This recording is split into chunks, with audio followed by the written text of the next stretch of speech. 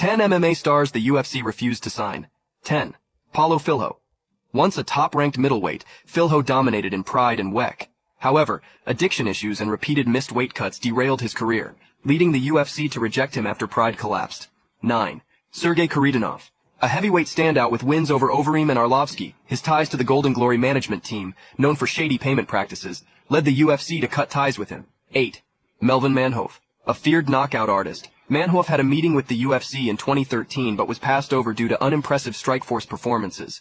His dream of joining the UFC never materialized.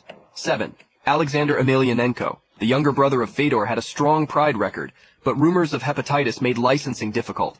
Legal troubles, including a prison sentence for sexual assault, sealed his UFC rejection. 6. King Mugger, a promising Strikeforce champion. He tested positive for steroids and insulted a Nevada State Commission official, leading the UFC to sever all ties with him. 5. Ben Askren. Despite being an undefeated Bellator champion, his feud with Dana White kept him out of the UFC for years. He finally joined in 2018, but had a brief and disappointing run. 4. Rickson Gracie.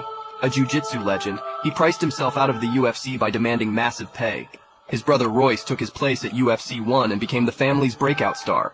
3.